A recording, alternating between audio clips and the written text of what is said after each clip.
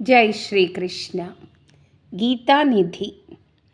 ಮೂಕಂ ಕರೋತಿ ವಾಚಾಲಂ ಪಂಗುಂ ಲಂಘಯತೆ ಗಿರಿಂ ಯತ್ಕೃಪಾತಮಹಂ ವಂದೇ ಪರಮಾನಂದ ಮಾಧವಂ.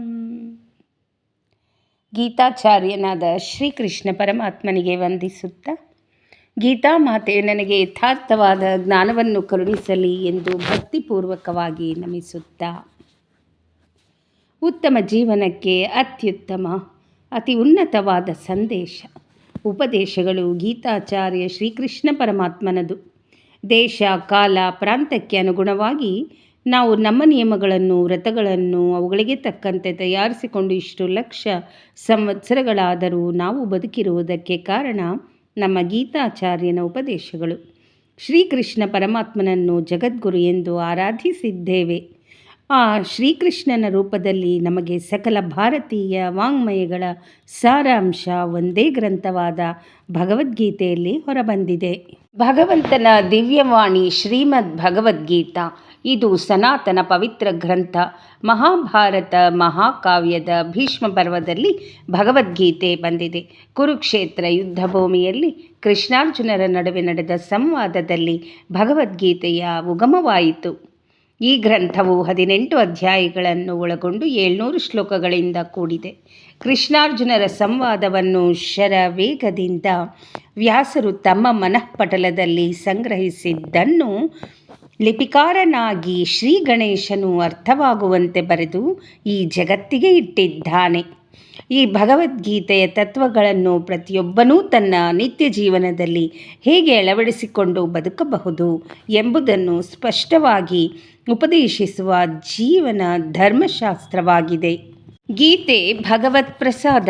ಸ್ವಯಂ ಪರಮಾತ್ಮನೇ ಪದ್ಮನಾಭನಾಗಿ ಹುಟ್ಟಿ ಈ ಭೂಮಿಗೆ ಬಂದು ಅಂಡಪಿಂಡ ಬ್ರಹ್ಮಾಂಡಗಳಿಗೆ ಕರ್ತ ಎನ್ನುವ ಪರಮಾತ್ಮ ಸಾಮಾನ್ಯವಾದ ಮಾನವನಾಗಿ ನಮ್ಮ ಮಧ್ಯೆ ಮಾನವ ರೂಪದ ಹಾಗೆ ಕಾಣಿಸುವ ಆ ಅವತಾರ ಲೀಲಾ ವಿಶೇಷಗಳು ನಮ್ಮ ಮಧ್ಯೆ ಸಂಚರಿಸುತ್ತಾ ಒಂದು ಅದ್ಭುತವಾದ ಗ್ರಂಥವನ್ನು ನಮಗೆ ಕೊಟ್ಟಿರುವನು. ಅದೇ ಭಗವದ್ಗೀತಾ. ನಿಜಕ್ಕೂ ಭಗವದ್ಗೀತೆಯನ್ನು ಎಷ್ಟು ಓದಿದರೂ ಓದಕ್ಕೆ ಕುಳಿತರೆ ಈ ದಿನಕ್ಕೆ ನನಗೆ ಹೊಸದಾಗಿ ಓದಿದ ಹಾಗೆ ಇರುತ್ತದೆ. ಕಾರಣ, ಸಾಮಾನ್ಯ ಶಿಕ್ಷಣ ಹೊಂದಲು ಬೇಕಾದ ಶಿಷ್ಯನಂತೆ ಆಗುತ್ತೇವೆ. ಏಕೆಂದರೆ ಭಗವದ್ಗೀತಾ ನೋಡಿದರೆ ಅಮೋಘವಾದ ನಿಧಿ ಅಡಗಿದೆ. ಸಮಸ್ತ ವಾಂಗ್ಮಯಗಳನ್ನು ಒಂದು ಕಡೆ ಗೀತೆಯಲ್ಲಿ ಇಟ್ಟಿರುವನು. ವೇದಗಳನ್ನು ಓದದಿದ್ದರೂ, ಪುರಾಣ ಶಾಸ್ತ್ರಾದಿಗಳನ್ನು ತಿಳಿಯದಿದ್ದರೂ, ಇತಿಹಾಸ ತಿಳಿಯದಿದ್ದರೂ ದುಃಖಪಡುವ ಅವಶ್ಯಕತೆ ಇಲ್ಲ. ಆದರೆ ಭಗವದ್ಗೀತಾ ಗ್ರಂಥ ನಮ್ಮ ಕೈಲಿಲ್ಲದಿದ್ದರೆ ಅದಕ್ಕಿಂತ ದುಃಖ ಬೇರಿಲ್ಲ. ಭಕ್ತನು ಹೇಗಿರಬೇಕೆಂದು ಹೇಳಿದ ಕರ್ಮ, ಭಕ್ತಿ, ಜ್ಞಾನ ಮಾರ್ಗವನ್ನು ತಿಳಿಸುವ ಭಗವದ್ಗೀತೆ ಎಲ್ಲ ಮತಗಳಿಗೂ ಮಾರ್ಗದರ್ಶನ. ಮಾನವತ್ವದಿಂದ ಮಾಧವತ್ವದ ದೈವತ್ವದ ಕಡೆಗೆ ಹೇಗೆ ಪ್ರಯಾಣ ಬೆಳೆಸಬೇಕೆಂದು ತಿಳಿಸುವುದು ಭಗವದ್ಗೀತಾ. ನಮ್ಮ ಜೀವನದಲ್ಲಿ ಬರುವ ಸಂಕಷ್ಟಗಳು, ನಮ್ಮ ಸುತ್ತಮುತ್ತ ತಾಪತ್ರಯಗಳು, ಸಹಾಯ ಬಯಸುವುದು, ಮಾಯಾ ಪ್ರಪಂಚ, ಮನುಷ್ಯನ ಪರಿಸ್ಥಿತಿ ಚಿಂತಾಜನಕ, ಕ್ಷಣಿಕ ಸುಖಕ್ಕಾಗಿ ಭಗವಂತನ ಮೇಲೆ ಗಮನವಿಲ್ಲದಿರುವುದು, ನಾನು ನನ್ನದು ನನ್ನಿಂದ ಎಂದು ತಿಳಿದಿರುವುದು, ಇವೆಲ್ಲವುಗಳನ್ನು ತಿಳಿಯಲು ಭಗವದ್ಗೀತೆಯಲ್ಲಿ ಶ್ರೀಕೃಷ್ಣ ಪರಮಾತ್ಮ ಎಲ್ಲ ಅಧ್ಯಾಯಗಳಲ್ಲಿ ವಿಧಗಳಲ್ಲಿ ಅರ್ಥ ಮಾಡಿಕೊಳ್ಳಲು ಸುಲಭ ರೀತಿಯಲ್ಲಿ ರಾಶಿ ರಾಶಿ ಉಪದೇಶಗಳನ್ನು ಹೇಳಿರುವನು. ಉನ್ನತ ಜೀವನಕ್ಕೆ ಅತ್ಯುನ್ನತ ಸಂದೇಶ. ನಾವು ಇಷ್ಟು ದಿನ ಜೀವನ ಮಾಡಿದ್ದೇವೆ. ನಮ್ಮ ಬದುಕು ಮುಗಿಯಿತು. ಇಷ್ಟು ಬೇಗ 50-60 ವಯಸ್ಸಾಯಿತು. ತಿಳಿಯದೆ ದಿನಗಳು ಎಷ್ಟು ವಿಚಿತ್ರವಾಗಿ ಮುಗಿಯುತ್ತದೆ. ನಮ್ಮ ಜೀವನದಲ್ಲಿ ಮಕ್ಕಳು ಮೊಮ್ಮಕ್ಕಳೆಲ್ಲ ಆದರೂ ನಾನು ಏಕೆ ಬಂದೆ, ಏನು ಮಾಡಿದೆ, ನಾನು ಹೋಗುವ ಸಮಯ ಬಂದಿದೆ ಎನ್ನುವ ದೀರ್ಘಾಲೋಚನೆ ಬರುವುದೇ ಇಲ್ಲ. ಸತ್ಯದ ಮೇಲೆ ಮುಚ್ಚುತ್ತಿದ್ದೇವೆ. ಅದನ್ನೇ ತೆರೆಯಬೇಕು. ಆಗಲೇ ನಮ್ಮಲ್ಲಿ ಬದಲಾಗುವ ಪ್ರಸಂಗಗಳು ಬರುವುದು. ಆ ಪ್ರಸಂಗಗಳು ನಮ್ಮನ್ನು ಬದಲಿಸುತ್ತವೆ. ಇಂತಹ ಆಲೋಚನೆ ಬಂದಾಗ ಸಾಕು, ಇನ್ನು ಯೋಚಿಸುವುದು ಬೇಡ ಎಂದು ಸಾಧಿಸುವುದಿಲ್ಲ. ಹಾಗೆ ಸಾಧಿಸಿದ್ದೇ ಆದರೆ ನಮ್ಮಲ್ಲಿ ಸ್ವಾರ್ಥ, ನಾನು, ನನ್ನದು ಜಗಳಗಳು ಇರುವುದಿಲ್ಲ. ಋಷಿಗಳು ಆ ಆಲೋಚನೆಯಿಂದ ಉದಯದಲ್ಲಿ ಏಳುತ್ತಿದ್ದರು. ಈ ದಿನ ನಾನು ಇರುತ್ತೇನೋ ಇಲ್ಲವೋ ಭಗವಂತನೇ, ನನ್ನ ಉಸಿರು ನಿಲ್ಲುವ ಮೊದಲು ನೀನು ಯಾವ ಕರ್ತವ್ಯಕ್ಕೋಸ್ಕರ ನನ್ನನ್ನು ಇಲ್ಲಿಗೆ ಕಳಿಸಿರುವೆಯೋ ಆ ಕೆಲಸವನ್ನು ನೆರವೇರಿಸುವ ಶಕ್ತಿ ನನಗೆ ಕೊಡು.